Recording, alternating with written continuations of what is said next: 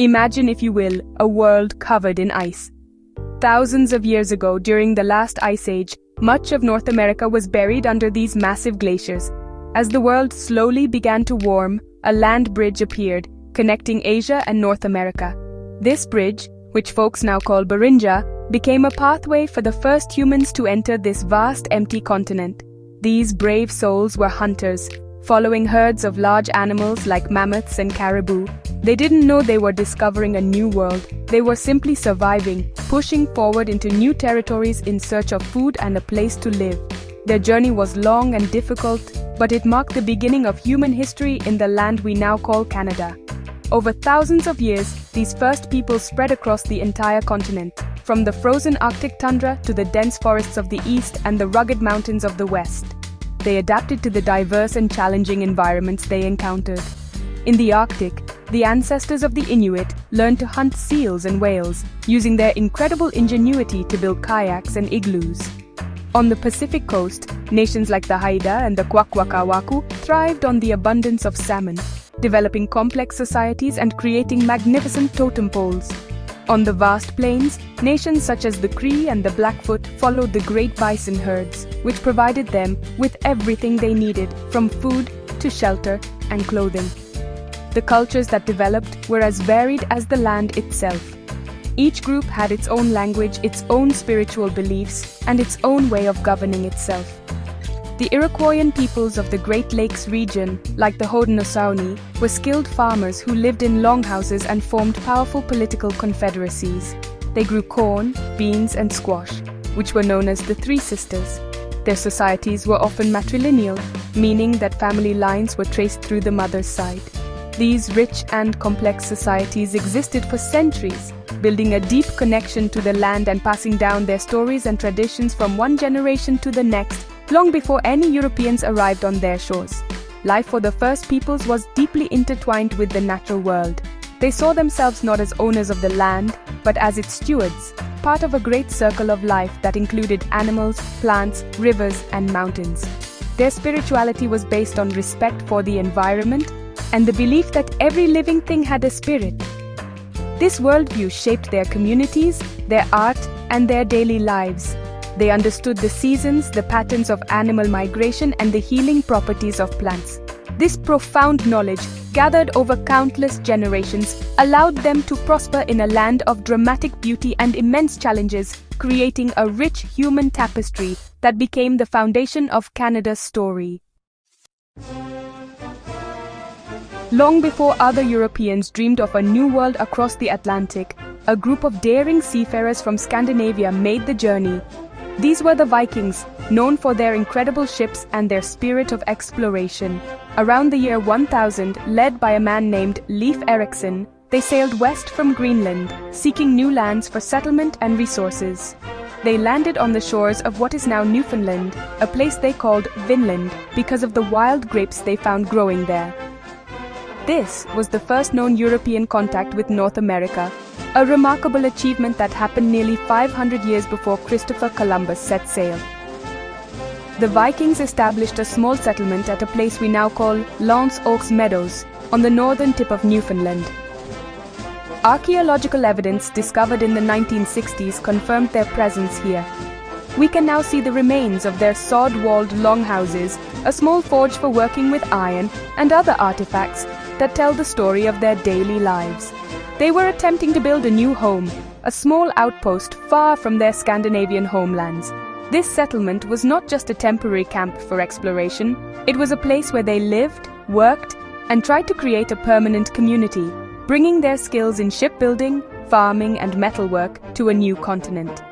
However, the Viking presence in North America was not destined to last. They were a small group, thousands of miles away from any support. They also encountered the indigenous peoples who already lived in the area, whom they called Skraelings.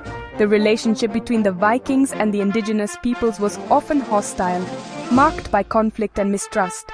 The Vikings were outnumbered and found it difficult to defend their small settlement against a population that knew the land intimately.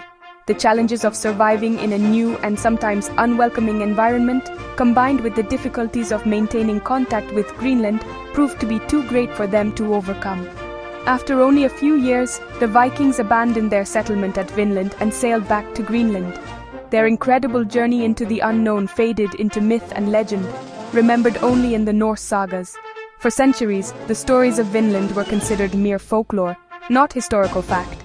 The European chapter in Canada's history had a brief and quiet beginning, then closed for nearly 5 centuries. The forests and shores of Newfoundland returned to the stewardship of the Indigenous peoples, and the memory of the tall Viking ships was lost to time, waiting to be rediscovered by archaeologists a millennium later. Nearly 500 years after the Vikings departed, a new wave of European explorers sailed across the Atlantic Ocean, driven by a desire for wealth, glory, and a new trade route to Asia. In 1497, the Italian explorer John Cabot, sailing for England, landed on the coast of what he called Newfoundland. He claimed the territory for the English king and reported that the waters were so full of codfish they could be caught in a basket. This discovery launched a massive fishing industry that brought European fleets to the Grand Banks every summer. But it was the French who would establish the first permanent European colony in the northern part of the continent. In 1534, the French explorer Jacques Cartier sailed into the Gulf of St. Lawrence. He was searching for a passage to Asia, but instead he found a land of immense potential. He sailed up the mighty St. Lawrence River, meeting the Iroquoian peoples at Stadacona, which is modern-day Quebec City, and Hochelaga, now known as Montreal. Cartier claimed the entire region for the King of France, naming it Canada after Kanata, the Iroquoian word for village. His expeditions laid the groundwork for French claims to the territory, but it would be many decades before a permanent settlement was established, as the harsh winters and early conflicts made colonization difficult. The true foundation of New France was built not on gold or spices, but on fur. The beaver pelt, in particular, was highly prized in Europe for making fashionable felt hats. In 1608, another great French explorer, Samuel de Champlain, established a settlement at Quebec City. This became the capital of New France and the center of a vast fur trading network that stretched deep into the continent's interior. French traders known as coureurs des bois, or runners of the woods, traveled by canoe along the rivers and lakes, building relationships and trading alliances with various indigenous nations, especially the Huron-Wendat and the Algonquin. This trade transformed the lives of both Europeans and indigenous peoples. New France grew slowly but steadily along the banks of the St. Lawrence River. The society that developed was unique, shaped by the Catholic Church, the seigneurial system of land distribution, and the fur trade. Farmers, known as habitants, worked the long, narrow strips of land that stretched back from the river. Missionaries, particularly the Jesuits, worked to convert indigenous peoples to Christianity, often living among them and documenting their languages and cultures. This was a colony deeply connected to the wilderness, where the canoe was the main form of transportation and survival depended on adapting to the rhythms of the Canadian landscape. New France had established a distinct French identity in North America. As New France expanded its influence from the St. Lawrence Valley westward into the Great Lakes region and southward to the Mississippi River, it came into direct competition with another growing colonial power, the British. The 13 British colonies along the Atlantic coast were much more populated than New France and were also eager to expand westward. This rivalry was about more than just land. It was a global contest for power, wealth, and empire between Britain and France. For over a century, North America became a key battleground in this imperial struggle, with a series of wars fought for control of the continent. The conflict was fueled by competition over the lucrative fur trade and control of strategic territories. The British formed an alliance with the powerful Haudenosaunee, or Iroquois Confederacy, who were traditional rivals of the French and their indigenous allies. The French built a series of forts to protect their trade routes and territorial claims, from Louisbourg on Cape Breton Island to Fort Duquesne in the Ohio Valley. These forts became flashpoints for conflict as British and French forces, along with their respective indigenous allies, clashed in a series of brutal wars. The fighting was not just confined to soldiers. It deeply affected colonists and indigenous communities who were caught in the middle of this imperial power struggle. The final and decisive conflict was the 7 Years' War, known in North America as the French and Indian War, which began in 1756. This was a global war, but the outcome in North America would determine the continent's future. The British, with their superior navy and larger number of troops, launched a major campaign to conquer New France. The turning point came in 1759 with the Battle of the Plains of Abraham, just outside the walls of Quebec City. In a short but pivotal battle, British forces under General James Wolfe defeated the French army led by the Marquis de Montcalm. Both generals died in the fighting, but the British victory was complete. With the fall of Quebec and later Montreal, the French surrendered their North American empire. The Treaty of Paris in 1763 officially handed over New France to Great Britain. However, the British faced a new challenge: how to govern a colony of 70,000 French-speaking Catholic subjects. To ensure their loyalty, the British passed the Quebec Act of 1774. This act protected the French language, the Catholic religion, and the French civil law system. This was a foundational moment in Canadian history.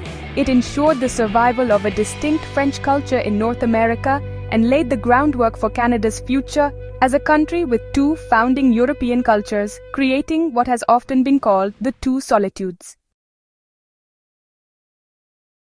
After the conquest of New France, British North America consisted mainly of the province of Quebec and a few scattered settlements in the maritime region. This reality changed dramatically with the American Revolution, which began in 1775. While the 13 colonies to the south fought for independence from Britain, the colonists in Quebec and Nova Scotia chose to remain loyal to the British Crown. This decision was a defining moment, setting Canada on a different path from the United States. The revolutionaries hoped the French Canadians would join their cause, but the protections offered by the Quebec Act made them reluctant to embrace the rebellion. The end of the American Revolution in 1783 brought a massive wave of new immigrants to British North America. These were the United Empire Loyalists, colonists who had supported the British cause and were forced to flee the newly independent United States. Around 50,000 Loyalists, including men, women, children, and enslaved people, as well as Indigenous allies like the Mohawk leader Joseph Brant, sought refuge in the remaining British territories. They settled primarily in Nova Scotia and in the wilderness west of the Ottawa River. Their arrival fundamentally changed the demographic and political landscape of the colonies, introducing a large English-speaking Protestant population. The influx of Loyalists led to the creation of new colonies. To accommodate the English-speaking settlers in Nova Scotia, the separate colony of New Brunswick was created in 1784. In the province of Quebec, the arrival of so many Loyalists created tensions with the established French-speaking population. To resolve this, the British government passed the Constitutional Act of 1791. This act divided Quebec into two separate colonies: Lower Canada, which is modern-day Quebec, and remained predominantly French-speaking and Catholic, and Upper Canada, which is modern-day Ontario, and became a haven for English-speaking Loyalists. Each colony was given its own elected assembly, marking an early step towards self-government. This period also saw the beginnings of Canada's multicultural society. While the primary dynamic was between the English and French, other groups were also present. Black Loyalists, both free and enslaved, arrived seeking the promise of freedom, though they often faced racism and hardship. German and Dutch settlers also came with the Loyalists. Furthermore, waves of immigrants from Scotland and Ireland began to arrive in the early 19th century, driven by economic hardship at home. They settled in places like Cape Breton Island and the Ottawa Valley, adding their own cultural threads to the growing colonial tapestry. Canada was slowly becoming a society of many peoples, laying the foundation for its future identity. By the mid-19th century, the colonies of British North America were facing a series of significant challenges. Politically, the governments of Upper and Lower Canada, rejoined as the Province of Canada in 1841, were often deadlocked, with English and French politicians unable to agree on a path forward. Economically, the end of preferential trade with Britain meant the colonies needed new markets. Militarily, there was a growing fear of American expansionism, especially after the American Civil War. A bold new idea began to take shape. What if the separate colonies united to form a single, strong country? This idea was called Confederation. The main proponents of this idea are now known as the Fathers of Confederation. Leaders like John A. Macdonald from Upper Canada, George Etienne Cartier from Lower Canada, and George Brown, a powerful newspaper publisher, put aside their political differences to work towards a common goal. They envisioned a country that would stretch from the Atlantic to the Pacific, strong enough to defend itself and prosperous enough to build a national economy. They met with leaders from the maritime colonies of Nova Scotia and New Brunswick at conferences in Charlottetown and Quebec City in 1864 to hammer out the details of this new federation. The result of their negotiations was the British North America Act, which was passed by the British Parliament in London.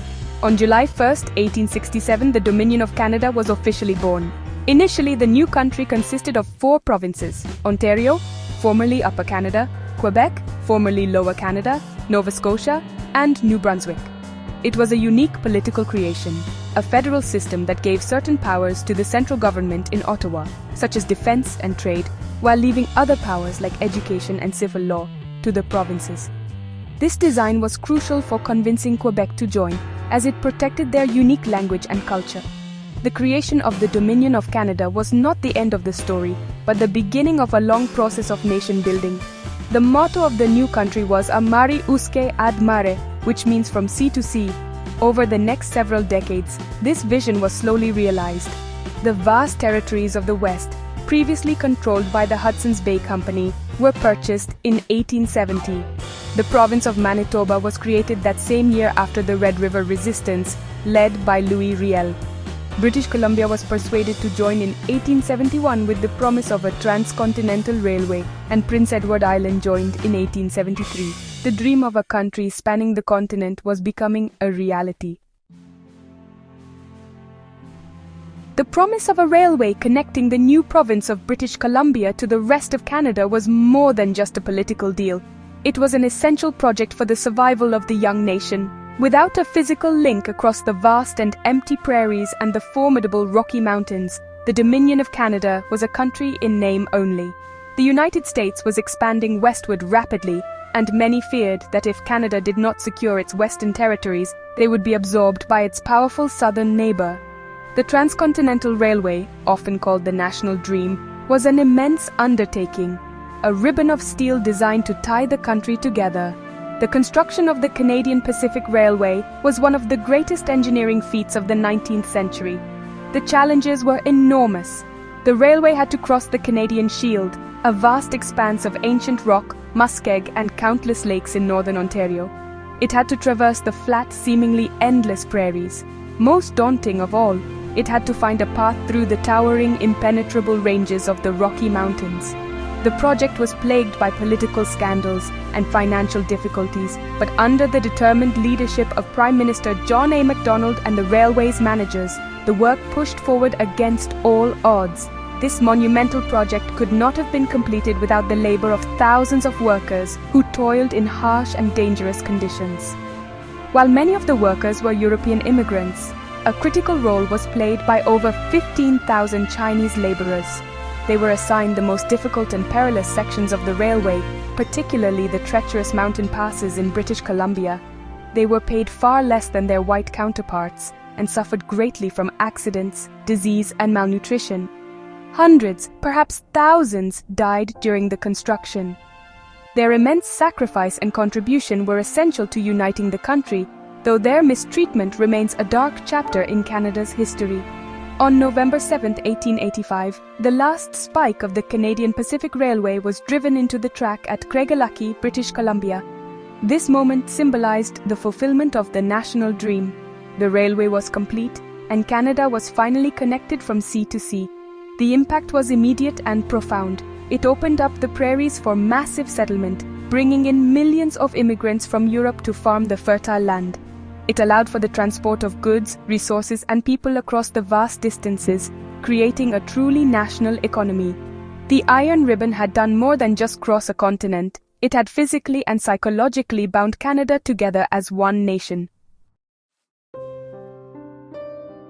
When Great Britain declared war on Germany in August 1914, Canada, as a dominion of the British Empire, was automatically at war as well. Many Canadians, particularly those with strong British ties, rushed to enlist, believing the war would be a short and glorious adventure. But the First World War became a brutal 4-year conflict of trench warfare and unimaginable slaughter. Canada, a young country with a tiny professional army, sent over 600,000 soldiers to fight on the battlefields of Europe. It was a massive commitment for a nation of only 8 million people, and the cost was immense. Canadian soldiers quickly earned a reputation as elite, effective troops, often used to lead the most difficult assaults. Their defining moment came in April 1917 at the Battle of Vimy Ridge in France. This heavily fortified German position had resisted previous Allied attacks, but the Canadian Corps, fighting together as a single unit for the first time, achieved a stunning victory. The battle was a masterpiece of planning and bravery, but it came at a terrible price, with over 10,000 Canadian casualties. Vimy Ridge became a powerful symbol of Canadian identity and nationhood, a moment when Canada stepped out of the shadow of the British Empire and onto the world stage. The war had a profound impact back home as well.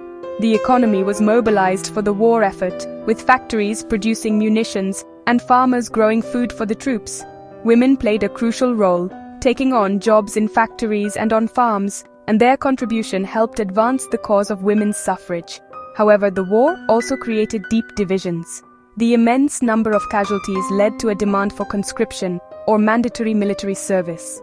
This was fiercely opposed in Quebec, where many French Canadians felt little connection to a British imperial war. The conscription crisis of 1917 deeply divided the country along linguistic lines. 2 decades later, the world was plunged into conflict again. When the Second World War began in 1939, Canada made its own declaration of war, a clear sign of its growing independence. Once again, Canada made a huge contribution to the Allied effort. Over 1 million Canadians served in the armed forces. The Royal Canadian Navy played a vital role in the Battle of the Atlantic, protecting convoys from German U-boats. Canadian soldiers were instrumental in the D-Day landings in Normandy on June 6, 1944, where they were assigned Juno Beach. By the end of both wars, Canada had sacrificed over 100,000 lives, but it had emerged as a confident, respected middle power, its sense of national identity forged in the crucible of fire. Even after its immense contributions in the world wars, Canada's journey to full independence was a gradual step-by-step process. Legally, it was still a dominion under British authority. One of the first major steps towards sovereignty came in 1931 with the Statute of Westminster. This British law officially recognized that Canada and other dominions were independent countries, equal in status to Great Britain. It gave Canada the power to make its own laws without British oversight. However, one important power remained in London: the ability to amend Canada's constitution, the British North America Act. Canada's leaders could not agree on a formula for changing it at home. The decades following the Second World War saw Canada continue to define its own unique identity on the world stage. The country adopted its own national flag, the iconic red and white maple leaf, in 1965. This was a powerful symbol of a new Canadian identity, distinct from the old British red ensign that had flown before. Canada became known as a peacekeeper, an active participant in the United Nations, and a promoter of multilateralism. Domestically, the government introduced important social programs like universal healthcare, further distinguishing the Canadian way of life from that of the United States and solidifying a sense of shared national values. The final step in this long journey to full independence was to patriate the Constitution. That is, to bring it home from Britain so that Canadians themselves could change it. This goal was championed by Prime Minister Pierre Elliott Trudeau. After years of difficult negotiations with the provincial premiers, an agreement was finally reached. In 1982, the British Parliament passed the Canada Act, which transferred the power to amend the Constitution to Canada. Queen Elizabeth II came to Ottawa to sign the proclamation, and with that, Canada became a fully sovereign and independent nation in every legal sense. Included within the new Constitution Act, 1982, was the Canadian Charter of Rights and Freedoms. This was a revolutionary document for the country. It guaranteed fundamental rights and freedoms for all Canadians, such as freedom of speech, freedom of religion, and the right to equality. It enshrined official bilingualism, English and French, at the federal level, and protected multicultural heritage. The Charter has had a profound impact on Canadian society, shaping its laws and values. It represents the culmination of Canada's long journey from a collection of colonies to a mature, independent, and rights-based democracy in control of its own destiny.